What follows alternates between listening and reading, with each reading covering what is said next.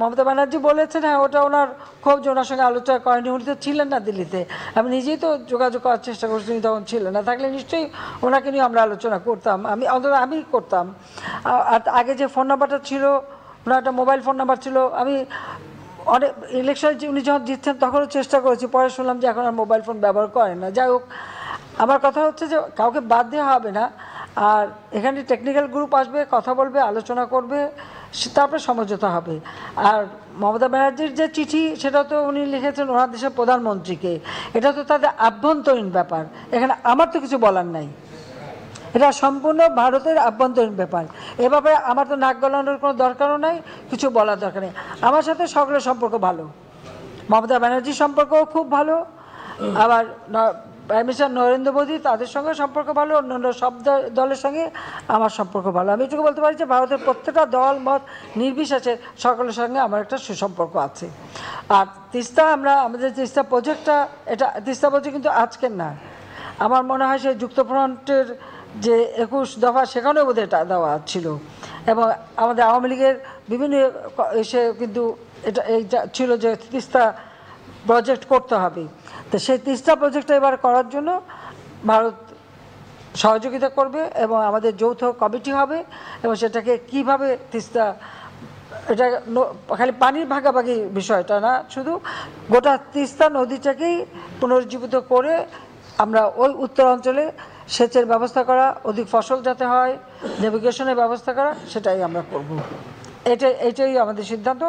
আর গঙ্গা পানির যে চুক্তিটা, এটা আবার নবায়ন করার জন্য আলোচনা হবে, টেকনিক্যাল গ্রুপ আসবে, দেখবে, তারপর এটা হবে। তো এখানে মমতা ব্যানার্জি একটা কথা বলছেন, আমি এটা সমর্থন করি, সেটা আসলে তাদের তো নদীগুলি ড্রেজিং করা উচিত।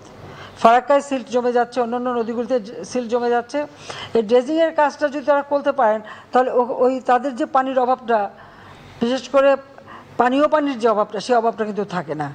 তো সেটা তিনি কেন্দ্রকে লিখেছেন, আমার মনে হয় কেন্দ্রের এটা মানে করলে, আসলে নদী ড্রেজিং করলেই কিন্তু অনেক পানির সমস্যাটা সমাধান হয়। যেমন আমরা শুরু করেছি আমাদের দেশে, আমরা কিন্তু নদী ড্রেজিং করাতে আজকে বন্যা হলেও বন্যার ক্ষতিটা কিন্তু ওই সেরকম আগের মতো হয় না, কারণ নদীতে পানির ধারণ ক্ষমতাটা তো বাড়াতে হবে। শুধু তাই না, আমার নির্দেশ হচ্ছে এইভাবে যে নদী যতটুকু নদী ততটুকু, আর কতটুকু ড্রেজিং হবে সেটা হিসেব করে করতে হবে। ওই যে মরফোলজি টেস্ট করা, এগুলি করে সমীক্ষা করে তারপর করবে।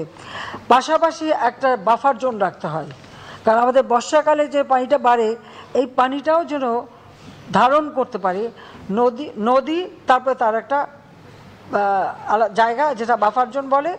এরপরে হচ্ছে বাঁধের আগে কিন্তু ওই জায়গাটা থাকতে হবে যে নদীর পানিটা বাড়লে পরে সেই পানিটা যেন ধারণ করা হয়।